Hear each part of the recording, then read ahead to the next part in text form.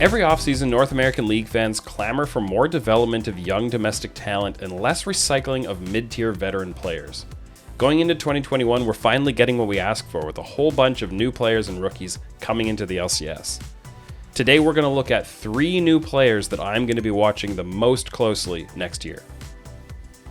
The first player I want to highlight is FlyQuest's new mid laner Palafox, who's finally entering the LCS after a very successful 2020 season with Cloud9 Academy that saw him contribute to 2 Academy championships. Palafox has been working his way through the Academy system since 2018, spending time in the Optic, Golden Guardians, and Cloud9 systems. Summer 2020 was his big breakthrough split, as he took on a larger carry role and became a more explosive player. In the Summer Academy playoffs, he carried on champions like Lucian, Aurelia, and Akali, showing that he's more than just a control mage player. Palafox is one of several North American mid laners who have been trying to crack an LCS roster over the last few years, along with players like Saligo, AblazeOlive, Insanity, Yasuia, and Evolved, and he shone brighter than any of them in 2020. He generated a 6.1 KDA and plus 184 gold plus experience difference in 10 minutes over the course of the year, to go with 568 damage per minute. And he upped those numbers in the summer playoffs to a 6.5 KDA and plus 580 GXD10, picking up the Summer Finals MVP award in the process. Strong domestic mid laners are hard to come by in North America. Palafox has a chance to break that trend with FlyQuest in 2021. Comes out of Tomo immediately. He is literally fighting under the turret of CLG, and here comes Deus to try and... Another player to watch is the new Golden Guardians top laner, Niles. You may have seen Niles at Honda's scouting grounds in November. He came into the event as the #1 prospect in the power rankings and had some good games, despite Team Cloud struggling to get rolling in the tournament overall.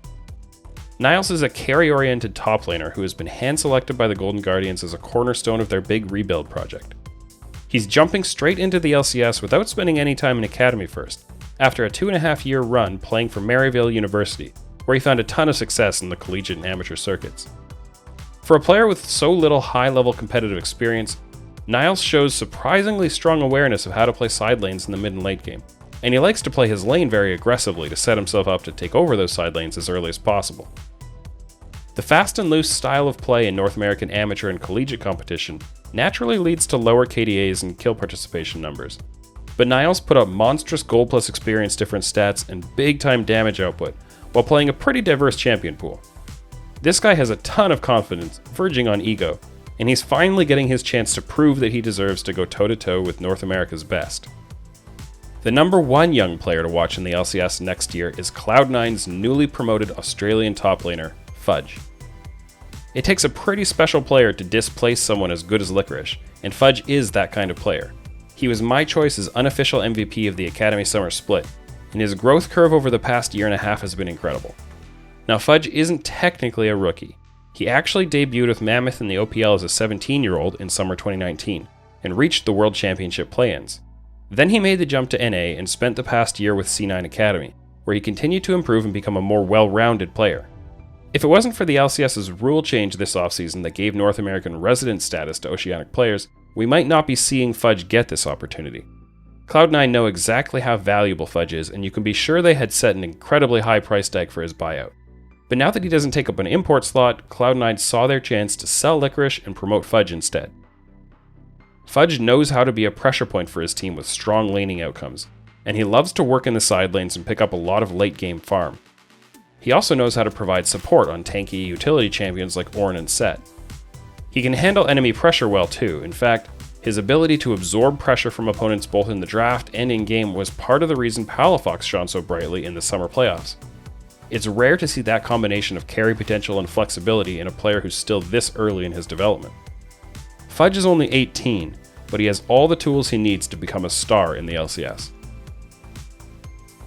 There are plenty of other names I could mention too. Keep an eye on Revenge, AblazeOlive, Diamond, and all the other young players, and support them through the ups and downs of their first LCS seasons.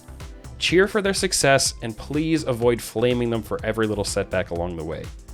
We called on the LCS teams to take these risks on young players, and now it's time to get excited that they're here. Wasn't that just a great piece of content? Didn't you just look at that video and say to yourself, wow, I'm so glad that I'm subscribed to this channel. What?